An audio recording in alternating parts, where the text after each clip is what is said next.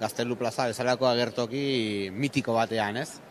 Bai, probestu genuen Germanek Fermin Valentziak egindako abestia eta guretzako berezia baita Germanekin gertatutakoa, gure gurasoak, zezen plazan zeudelako urte horretan eta txikitatik bizi izan dugu, omenaldietan egon gara eta guk uste du entzulego gazte bat izan da, guk izan bargela, holtza gainera igotzen garela, guk izan bargela lehenengoak, hori, ez? Lehenengo... Azken bi hitzordu aurtengorako eta epe ertain batean taldea ere zuzenean ikusteko, bat asteburu honetan Kafe Antzokian eta bestea Atortxurroken aurtengoz azkeneko bi emanaldiak. Bai, bihar dugu, ezakigun ezaterakoen baino orain Kafe Antzokian eta Atortxurroken esan duzun bezala, zer moduz, sarrerak guztietan oso ongi doaz, bi kontzertu prestatu ditugu, biak ezberdinak ez dira berdinak izanen, batean Bilboko omenaldi txiki bat emango dugu Bilbon gure beste hirian kolaborazioekin eta Tortxunein bar dugu kontzertu berezia ekitaldiarekin eta ea zer moduz doan eta gogotsu eta berurren urtean zer egiten dugun. Jo gabe. Hori da, momentuz, hemen, zuzeneko disko ederra hau, eskabidean eta burutik, erdibana duten estandean. Erosteko jende.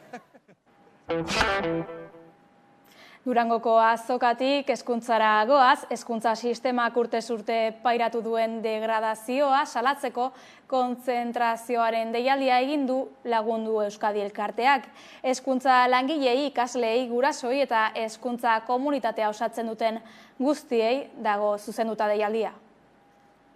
Lagundu Euskadi elkarteak kontzentrazio deialdia egin du abenduaren 20irako Gasteizko Eusko Legebiltzarraren aurrean. Protesta honen arrazoia, hezkuntza pairatu dituen murrizketak direla adierazi du elkarteak. Eusko Jaurlaritzari leporatzen diote hezkuntzaren degradazioa hainbat alorretan. Jantokien egoera txarra, garraioarekin dauden arazoak, hezkuntza langileen lan baldintzak, bullying protokoloen prozedura desegokiak eta ikasleekiko laguntza falta dira, besteak beste, Lagundu Euskadi elkarteak salatzen dituen puntuak. Euskal Gobernuak ez du inondik ere ez Euskal Autonomi Erkidegoko ikasle guztien oinarrizko beharrak betetzen. Jantoki zerbitzuetan egoera txarran dagoen janaria, etengabe utz egiten duen beka sistema bat, arazoak eskola garraioarekin, baliabide falta premia bereziak dituzten ikasleentzat, ez da ordezkapenik egiten garaiz, irakasle eta irakasle ez diren langileen falta, matrikulazio arazoak, bullying kasuak, baina ikastetxeak eta hezkuntza ikuskaritzak bestalde batera begiratzen dute. Kontzentrazioa Eusko Legebiltzarraren aurrean burutuko da Gasteizen, abenduaren 20an, goizeko 12etatik ordu bat arte. Deialdia Euskadi osoko hezkuntza komunitate osoari dago zuzenduta. Lizarrako Gartzia Orkoien ospitaleak ezin ditu herritzeak aldi baterako bere gain hartu ginekologia eta obstetrizia zerbitzua osatzen duten 8 profesionaletatik 5 falta direlako. Orain arte duten langile falta horri aurre egiteko gainerako lankideek ginekologia guardiak borondatez egin dituzte, baina zerbitzua berregituratzen duten bitartean Iruña eta Tuterako ospitalean hartatuko dituzte pazienteak. Nafarroako Gobernuko Osasun Departamentuak jakinarazi duenez, gaurtik aintzin Lizarrako Osasun Barrutiko haurdun dauden eta erditzear dauden pazienteak Iruñako Nafarroako Unibertsitateko ospitalean eta Tuterako Erregina Sofia ospitalean hartatuko dituzte bederen aldi baterako. Lizarrako Gartzia Orkoien ospitaleak ezin ditu erditzeak aldi baterako bere gain hartu, izan ere ginekologia eta obstetrizia zerbitzua osatzen duten 8 profesionaletatik 5 falta direlako. Orain arte hainbat profesionalek arrazoi medikoengatik izan duten langile falta horri aintzin egiteko, gainerako langileak ahalegin eta konpromezu handia hartu dute ginekologia guardiak borondatez betez. Baina orain ezin dute zerbitzua profesionalidadez egin eta zerbitzua berregituratzen ari dira. Horrela, epe luzean baldintzarik onenetan mantendu ahal izateko. Aldi baterako aldaketa horrek erditzei eragiten die batez ere, eta prestazio horrek egunero 2 profesional behar ditu. Horrela, Lizarrako Osasun Barrutiko pazienteak Iruñea eta Tuterara bideratuko dituzte. Tuterako Sofia Erregina ospitaletik gertu bizi diren pazienteak ere ara joan ahal izanen dira, hala nahi badute behintzat. García Orkoien ospitalea berrantolatu eginen da, ginekologia eta obstetriziako gainerako zerbitzu zorroa hartatzeko, eta osasun garraioa indartuko da sortzen diren leku aldaketetarako. Datorren hilabeterako 25 erditze inguru aurre ikusita daude Lizarra inguruan.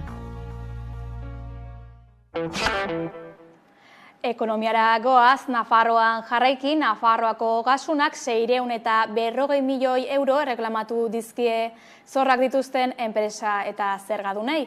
Zaila da zor horien zergatia aurkitzea, baina ia guztiek badute arrazoi nagusi bat, kaudimen gabezia.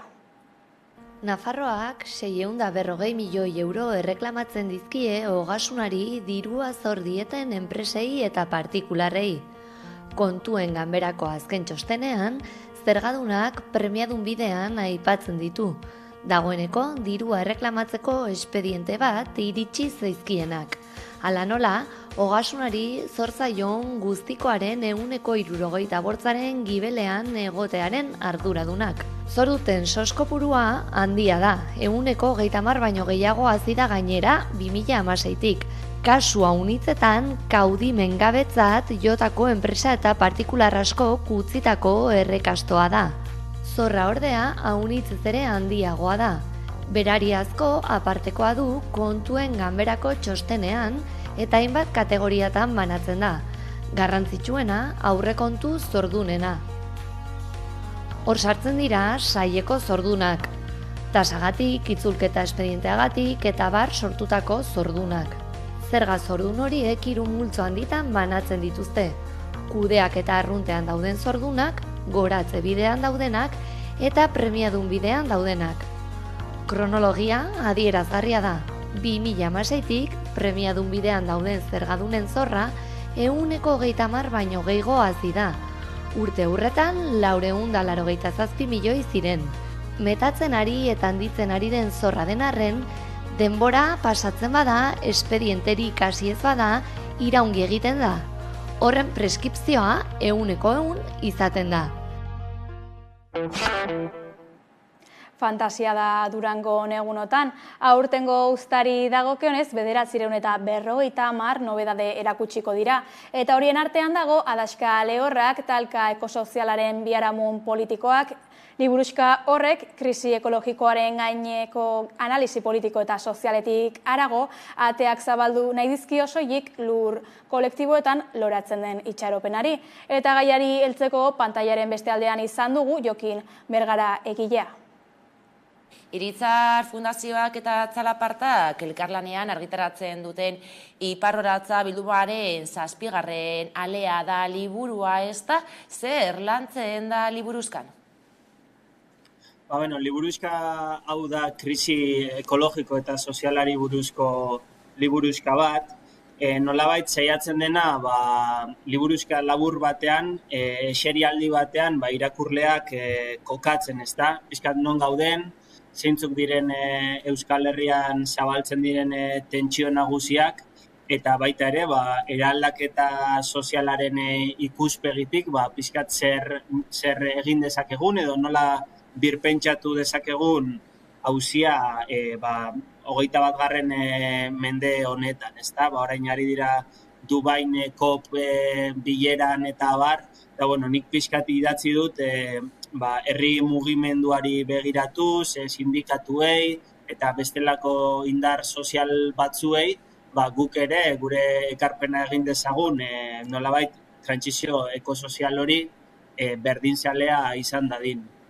Zer ere, ateak zabaldu nahi dizkio lur kolektiboetan loratzen den itxaropenari, ez da? Eta gogoeta soziologikoak, politikoak eta pertsonalak tartekatzen dira gainera. Hau badagai bat, agian jasotzen ditu batzuetan akusazioak paralizatzailea dela, ez? Nolabait angustia eta beldurra sortzen duela biztanlerian, ez dakit horrelako distopia bat edo irudikatzen delako, eta orduan badago aldarri bat ere liburuzkan, gu gara, ez? Gu gara edo gizarte eredu zehatz bat da, krisi ekologikoa eragiten duena, eta beraz, gizarte eredu horren antolatzeko modua eraldatzen badugu, posible da ere, klima krisia geldiaraztea, ez dakit biodibertsitatearen galera ez sakontzea gehiago, eta inkluso ekonomia justuago batzuk eraikitzea, ez? Eta nolabait, hori lur kolektiboetan loratzen den itxaropenak, horri egin nahi dio referentzia, ez? Ez dela auzi bat, jada determinatua dagoena, jada distopia baterontz goazena zuzenean, baizik eta gaur guk egiten dugunaren araberakoa izango dela etorkizuna, eta zentzu horretan badago borrokarako aldarri bat, edo antolatzeko aldarri bat. Etorkizuna alda daiteke beraz, eta izan ere zein da bizi dugun talka ekosoziala? Nolakoa da bizi dugun gizartea?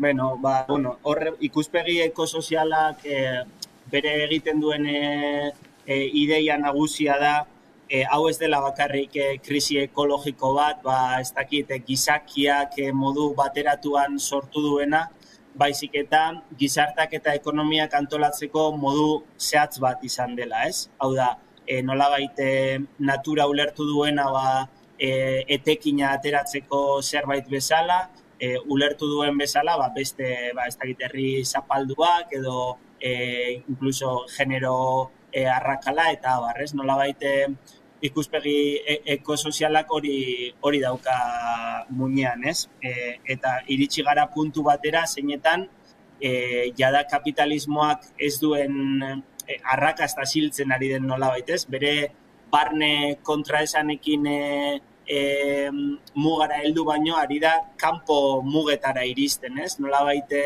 jada arrakasta siltzen, ez dakit nola esan, ez? Eta hori da talka ekosoziala, ez?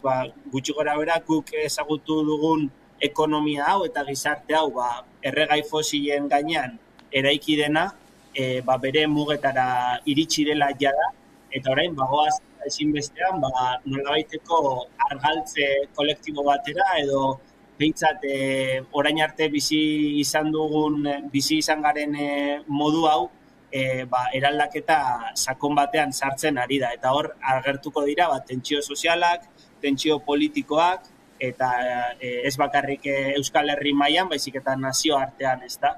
Eta horregatik bada sasoi historiko bat arriskutsua, baina aldi berean ere aukera ematen duena gauzak aldatzeko, eta uste dut liburuxka honekin zaitu garela ekarpen txiki bat egiten pixkat horren analizira eta hori Euskal Herritik pentsatzera.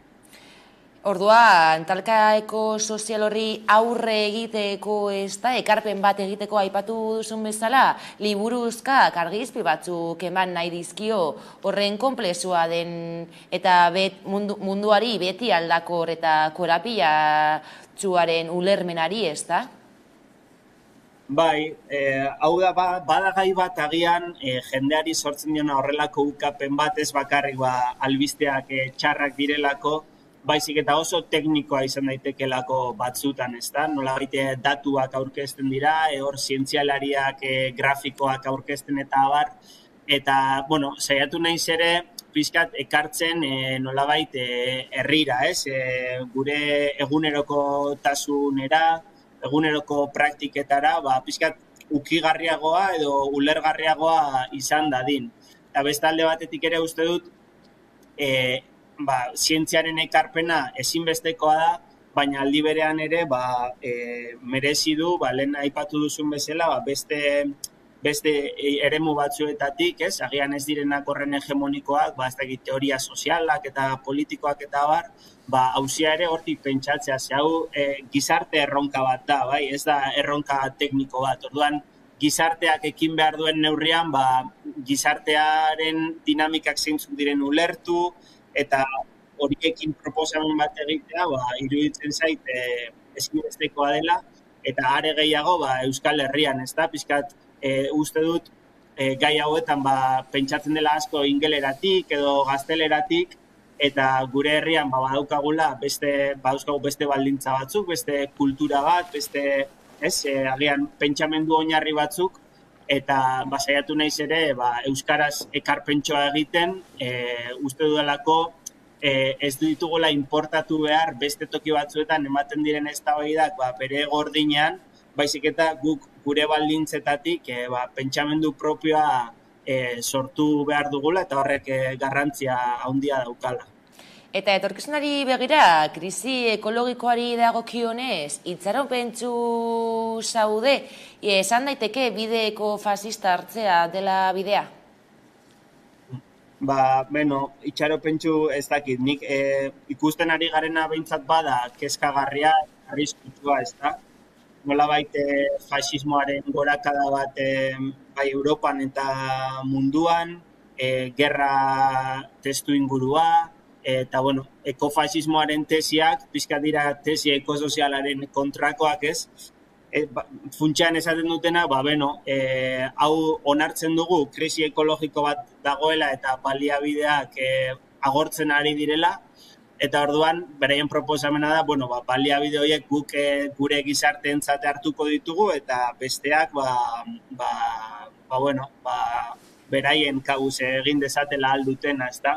Eta uste dut, badaudela arriskuak, gainera, nolabait industriarekin, eta oraindik ez dakigu zer gertatuko den, ez da, autogintzarekin, eta hor lanpostu pila bat egon daitezke kolokan, eta uste dut, horrelako proposamen ekofasistek edo bai esan diezaiek ez dela gizarteri, zuek lasai egon zaitezte, ze guk bermatuko dizkizuegu baliabideak, orain arte bezala jarraitzeko, ez?